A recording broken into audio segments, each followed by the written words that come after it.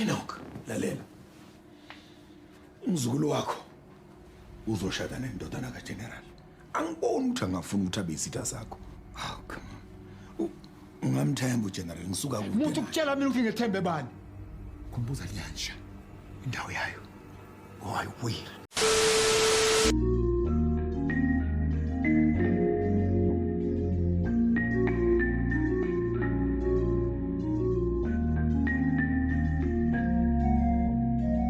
Hello everyone, welcome back to ASR, African Stories Realized.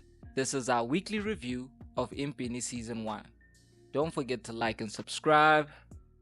Let's get into it. Episode 3 picks up with Khaya and his right-hand man, Thobani, torturing the assailants of the assassination attempt on the deputy president's life.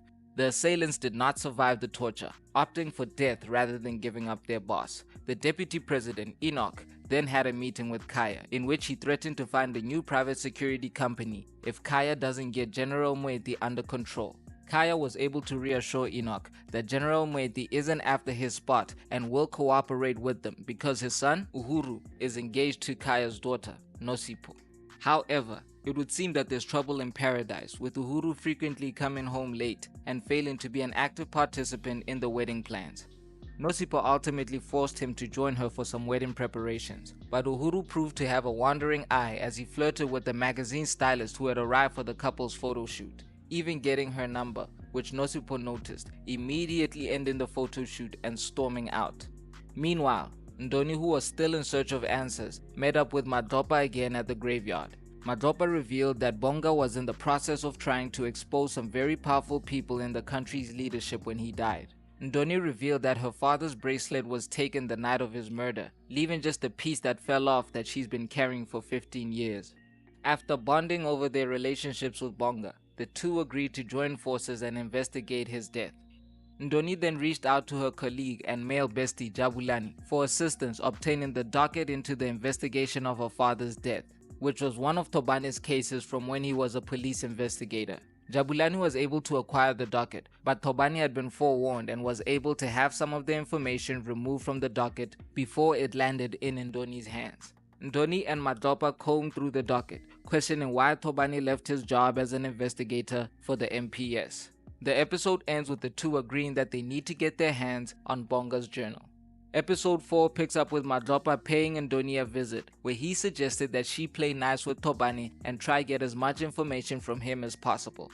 Back at the Bodoza home, Nosipho's mother comforted her daughter and eased her concerns over Uhuru's commitment to her. Meanwhile, Thobani called Jabulani into his office and confronted him for digging into his past. Jabulani quickly made up an excuse hiding Ndoni's involvement, but Thobani warned him to mind his own business. Ndoni then arrived in Thobani's office, where she was reassigned to protect Nosipho, which she was not happy about. Nosipho, on the other hand, was excited to see Ndoni, revealing that they were childhood friends but hadn't really talked to each other for 8 years. Ndoni escorted Nosipho to cake testing for her wedding, but once again Uhuru didn't show up, which visibly upset his fiancée. However, General Mweti did advise his son to take the wedding seriously and appease Nosipho. He also confirmed to Uhuru that he's causing division in the party and wants to forcibly remove Enoch from his position. Ndoni then went to her mother's place where she was presented with Bonga's journal. However, her mother questioned Ndoni's unwillingness to move on. The episode ends with Thobani burning the original docket for his investigation into Bonga's death. This was definitely an improvement on last week, but I have to reiterate that 2 episodes a week is not enough, especially when the Showmax audience has already been conditioned to a 3 episodes per week release strategy. We finally got to see Khaya's ruthless side, and while I suggested he might be innocent, I did notice that he was wearing a bracelet similar to Bonga's. Could this be the bracelet that Ndoni spoke about, or did the two comrades both have similar bracelets? Thobani is emerging as a clear villain, and it seems like he knows a lot surrounding the death of Bonga, which is why he's covering his tracks. The other villains, Uhuru and his father, are up to no good. I don't know if Khaya's playing both sides or is secretly allied with General Mweti against his father-in-law. However, he did seem like he genuinely wanted to find out who tried to kill Enoch, and I wouldn't be surprised if General Mweti was the mastermind behind the attempted hit.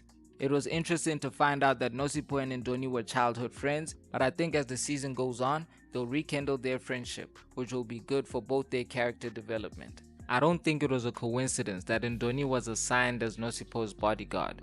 I think either Nosipo asked for Ndoni to be assigned as her bodyguard, or it was a move by her mother who noticed she was down and needed some female companionship. There's massive potential, but the pace the story is being told may turn some viewers off. Our leading lady is definitely stealing every scene. Nambita Ben Mwazi is killing her role. Her expressions and timing on camera are second to none.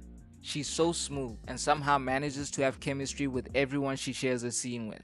The rest of the cast has also been flawless. It's easy to immerse yourself in the world of Empini because everyone is playing their part to perfection. Showmax's promotion of the show remains underwhelming. Promotional material such as weekly trailers and character posters are lacking, and I don't understand why. So hopefully they can do better in that department because more people need to see this show. It's great acting and clean production.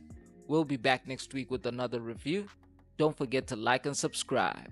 This is ASR for the love of African filmmaking and storytelling.